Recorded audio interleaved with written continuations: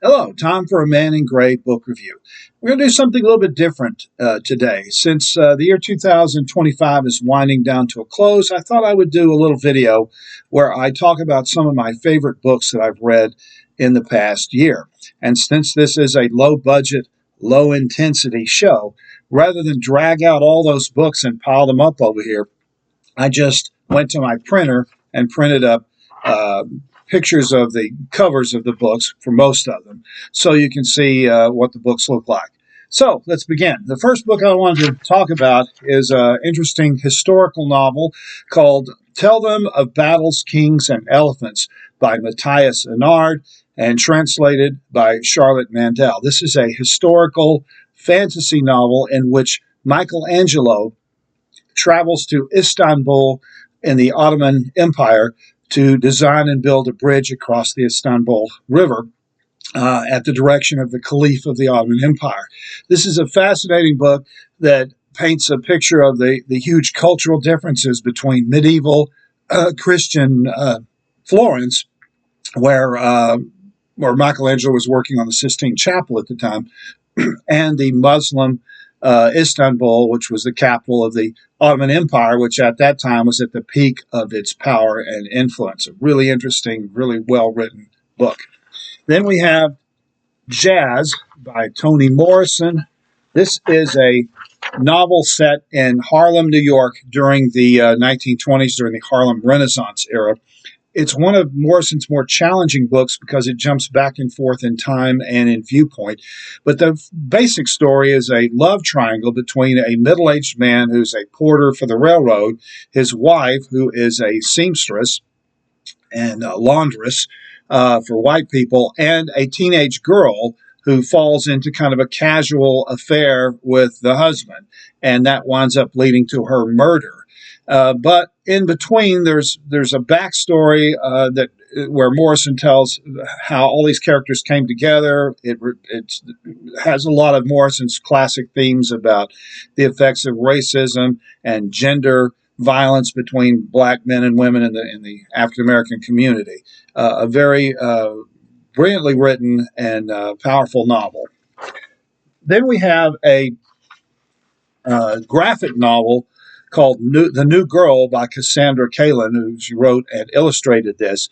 This is a graphic novel intended for middle school students, but I think it will have broad appeal with adults as well. It's basically a story of an immigrant girl. This new girl is from Romania. She and her parents moved to the United States, and she is going through all these culture shock of moving from East European country to the United States. She's trying to learn the language. She's trying to maintain her grades because her strict parents want her to have straight A's. And she's also going through puberty. She has her first period during this move, and she's trying to deal with these radical changes in her body and trying to make friends and so forth. It's a story that I think a lot of immigrant families, first or second generation immigrants, will relate to. The New Girl by Cassandra Kalin. Then we have another graphic book, nonfiction, and this is quite different. I actually have a copy of this one. This is called Invisible Differences, and it was written by Julie Dance, and the illustrations are Mademoiselle Caroline, and it's translated from French by Fabienne Vaslet. And this is the story of Gance's discovery that she had Asperger's, or she was on the Asperger's spectrum. As a young person, she couldn't understand why she was so different from everyone else and why she had trouble communicating with everyone else and why loud noises and conversations bothered her so much. And she accidentally discovers that she's on the Asperger's syndrome. And then she goes to the French health system to try to get help, and she's completely ignored. So part of the story is about her discovery that she has Asperger's, and the second part is her struggle to get help from an indifferent French bureaucratic health system. Very interesting format for a story like this. Then we have a poetry volume. This is a book called The Archaeology of the Circle by Bruce Weigel. This is an anthology of poems that Weigel wrote mostly in the 1980s and 90s. Most of the poems are about his experience as a teenager serving in Vietnam during the Vietnam War in 1968 and 1969, and his return to Vietnam in the 1980s, where he gathered North Vietnamese poetry and translated it into English. There's also poems about his youth where he suffered both sexual and physical abuse from various people in his family and neighborhood. It's a collection of poems that are very powerful but also very disturbing. Then we have a novel called Headshot by Rita Bullwinkle. This is a novel about a group of teenage girls who are competing in a national boxing tournament in Las Vegas. And each chapter is an account of one of the boxing matches in this tournament. We learn the backstory of each girl, why they got into boxing, what they hope to accomplish by attending this tournament. And then the author jumps forward a number of years into these girls' adulthoods and finds out, and we learn how the participating in this boxing tournament affected their lives and how their lives played out afterwards. It's a sports novel for people who don't particularly like sports novels. Then we have another nonfiction book. This is the Journal of Joyce Carol Oates, 1973 to 1982. Joyce Carol Oates, one of the most prolific major literary fiction writers in America. She's written well over 100 books. And this journal, this is actually excerpts from like a 4,000-page journal that she kept for many years. This book tells about a critical period, a transitional period in her writing career during the late 70s through the early 1980s, where she and her husband moved from Canada to Princeton, New Jersey, where they both got teaching jobs. It's during this period that Oates began writing her series of long Gothic novels, beginning with Balfour. And she also forms friendships with John Updike and Susan Sontag. So if you're interested in Joyce Carol Oates, this is kind of the closest thing we have to a diary of her thoughts and her writing processes during this very creative time. Then we have another nonfiction book. This one is kind of combines business with psychology. It's called Resilience by the Harvard Business Review, and it's part of their Emotional Intelligence book series. This is made up of a series of articles from the Harvard Business Review about the tendency of resilience, the ability to bounce back and not give up when you face troubles. And these articles basically tell why resilience is important in business, how you can encourage resilience among your employees and in yourself, and basically how to get feedback, how to give feedback to people without crushing their spirits and so forth. It's a book, of course, it's aimed at business people, but it has a lot of practical use and good survey studies on the topic of resilience and emotional intelligence. And we have another unusual poetry collection. This is called Revelation, an Apocalypse in 58 Fights by Andrew Wren. This is a series of poems, a cycle of poems, all about the boxer Mike Tyson's 58 professional fights. And so we follow Tyson from his youth to his gradual rise to the top of the boxing world, where he wins the heavyweight boxing title, and then his sudden and rapid decline and fall from grace. And the poems are about Mike Tyson, but also Tyson symbolically represents the United States' rise and decline as a world power. The Hound of the Baskervilles by Arthur Conan Doyle is the most famous and popular of the Sherlock Holmes novels. This is a classic Gothic mystery set on outside of London, where Holmes and his sidekick, Dr. Watson, go to study a murder, it could have been a murder. They have to figure out whether it's murder or not. And then there's threats made against the new owner of Baskerville Hall. And they have to decide whether the legend of the Hound of the Baskervilles is a truly supernatural monster who haunts the Baskerville clan, or whether there's something else going on that's more prosaic. And it's a really fascinating story, one of the better Sherlock Holmes stories. So it's a great place to start if you want to read Sherlock Holmes stories and you haven't read any before. This is one of the better ones to begin with. Then we have another graphic novel aimed at kids, but it's another book that I think will adults will appreciate. It's called Hoops, a graphic novel by Matt Tavares. This is a novelization of the true story of the 1975 Wilkins High School girls basketball team. They were the first women's basketball team to win the state championship for Indiana. In 1975 was the first year that girls were able to compete in a statewide, or not national, statewide championship. But it's really a story of their struggle to get acceptance. The girls' basketball team was created because of a federal mandate, but the school didn't fund the team at all and basically ignored them.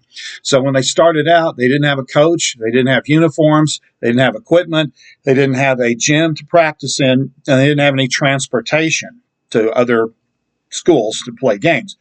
But they kept winning, and they wound up going undefeated for the entire season. And as they kept winning, they began to build up a following, and eventually, at the end, when they're playing for the state title, the school rallies around the team. And so it's an inspiring story of pioneering set of girl athletes, female athletes, during the 1970s when Title IX kicked in and you started seeing women's sports in high school and junior high.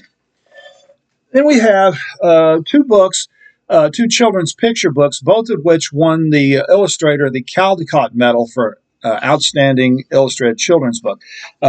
The first one is called Finding Winnie, and it's written by Lindsay Maddock and illustrated by Sophie Blackhall. And this is a true story of a bear from Canada who gets adopted by a soldier, a Canadian soldier who's headed to World War I, and who takes the bear with him to London and then puts him in the London Zoo. And this bear becomes the inspiration for the Winnie the Pooh children's books. And Finding Winnie was written by the great-granddaughter of the soldier who adopted Winnie and brought the bear to London. And again, Sophie Blackhall won the Caldecott Medal for her really cute illustrations in this one. And another Sophie Blackhall book, which won Blackhall her second Caldecott Medal, which she also wrote, is called Hello Lighthouse.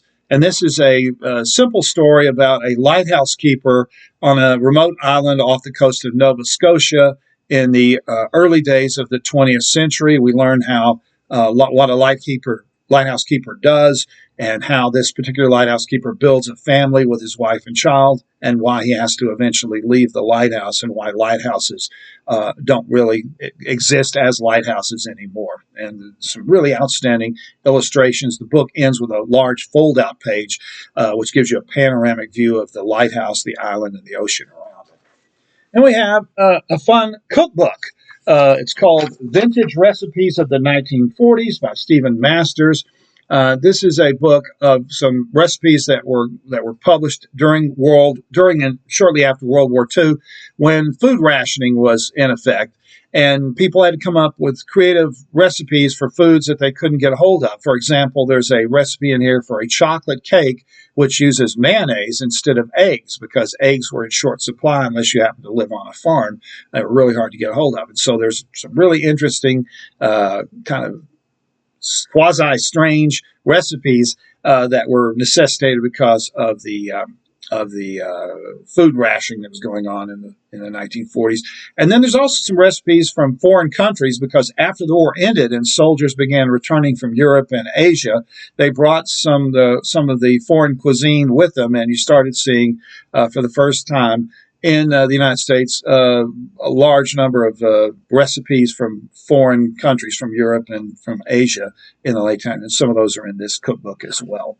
We have another rather harrowing poetry collection. This is called The Father, Poems by Sharon Olds. This is a poetry cycle in which Olds talks about the death of her father. She comes back to her father's home, to her hometown, to nurse her father through his final days, dying from cancer. and the poems are sometimes very graphic in their descriptions of her father's illness. And she also reflects on her ambiguous feelings about her father, because her father was a religious fanatic, actually a high-ranking member of a fanatical religious group, and his treatment of Sharon Olds as a child sometimes bordered or even crossed the line into abuse. And so she loves her father. She's compassionate for the suffering he's going through, but she also has ambiguous feelings because of the way she was treated as a child. Then we have a history book. This is a book called The Taiping Rebellion, and it's by an outfit called Hourly History, which publishes short history summaries of various topics. The Taiping Rebellion was the bloodiest war of the 19th century and the deadliest civil war in history. It was fought in China beginning in the mid-1860s, and it lasted some 14 years. It was a revolt against the Qing dynasty. Qing dynasty was ruled China. The rulers were all Mongols, and so this was mostly an ethnic revolt by the Han majority against the Mongols, and it was incredibly violent. Many people killed. The rebellion ultimately failed, and the Qing dynasty held on to power, but they were badly weakened by the war. And by 1912, the Qing dynasty finally collapsed, and that led eventually to the rise of modern China. Then we have a couple of interesting manga series. The first one is called Sheltering Eves by Ri Aruga. This is a manga series about two teenagers, a boy and girl, who grew up in the Japanese foster care system. One of the parents dies, and the boy's father is an alcoholic and a compulsive gambler whose son is taken away from him. And they're not lovers, but they're very close to each other because they've grown up in foster homes and group homes together. But they're about to age out and become emancipated adults, and they're trying to figure out how they're going to be able to survive, what they're going to do after they leave the group home, and how they can stay together. It's a very serious, socially relevant manga, much different than most of the kind of escapist mangas that you see in bookstores. But this one is one that's realistic and more deals with social issues in Japan. On a much different note, we have a science-based manga called Heaven's Design Team. This is by Hebi Zoll and Tsuta Takato. And this is the conception here is that the earth has just been created, and God assembles a team of angels to design animals for the earth. And so it's really an attempt to teach animal physiology in a fun way. So, for example, they try to create a giraffe, but at first they make the neck too long and it falls over, and then they make the legs too long and it can't walk properly, and it passes out because it can't get blood up to its brain. And so in the process, we learn, how the design of the giraffe allows it to walk and keep blood going to its brain. There's also a chapter on why unicorns are not practical, there couldn't have been unicorns because of the physical problems with developing such a long horn on the head of a horse. So it's a really fun series of books about various animals and their how evolution has ingeniously designed them. But in this case, it's the design of a bunch of angels. So it's a fun scientific-based manga. So if you like books like Cells at Work, you'll really enjoy something like this. Then we come to another translated novel. This is called On the Calculation of Volume, Book 1 by Danish author Sophie Bali and translated by Barbara Havlin. This is part one of a proposed 7-volume series. I think she's written 5 of the 7 volumes so far. And it's a spin or a take on the old plot of Groundhog Day, the Bill Murray movie. This woman wakes up and discovers she's in France. She wakes up and discovers that the day has repeated. Yesterday has repeated, and then every day winds up being a repetition of the same day. But she's the only one who notices this. For everyone else, it's like a brand new day, and they don't realize that the days are repeating. So she goes home and she tries to convince her husband that she's trapped in a time warp. And she eventually convinces her husband, but then when the day ends, the next day, he doesn't remember any of this because the day is restarted. And so for day after day after day, she gets up and she has to explain to her husband what's going on. She has to convince him. And they try different techniques to try to break the time warp, but nothing happens. And then eventually she becomes frustrated and she leaves her husband and travels back to the town she was in France when the time warp began, hoping that if she's in that town at the 1-year anniversary of the time warp, that the system will break. And as I said, it's part of a proposed 6-volume series. So I can give you a spoiler alert here and tell you that it doesn't work. She's still trapped in the time warp at the end of volume 1. It's a really interesting book. And to me, it reminded me of the experience people have when they're caring for a loved one with Alzheimer's or dementia, because for them, every day is repeating because they can't remember anything anymore. Then we have a comic books collection that will be nostalgic for a lot of you. This is Archie 1,000-page comic Hoopla. Archie 1,000-page comics Hoopla by the Archie Comics Company.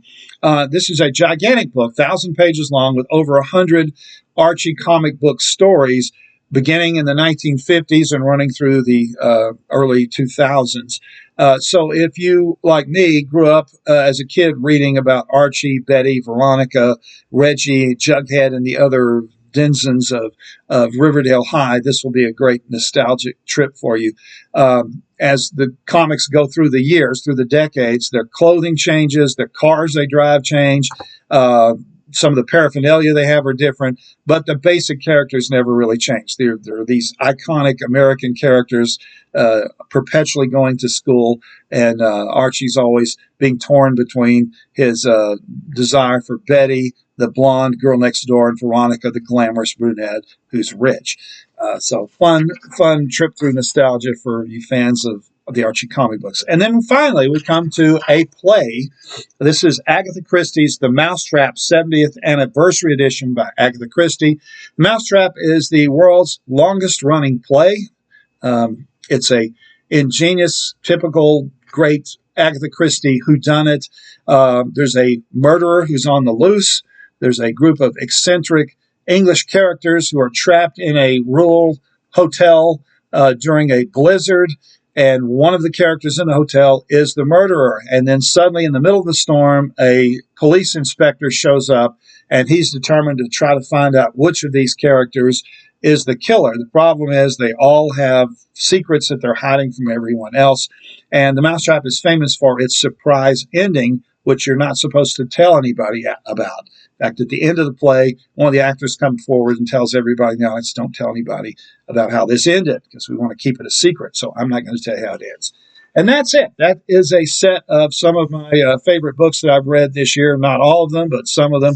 And we'll continue on as we go into 2026. I'm going to keep reading books and keep doing videos for you. And I have a special book review project that I'm going to tell you about in a couple of weeks that's going to run multiple weeks in the next year or so.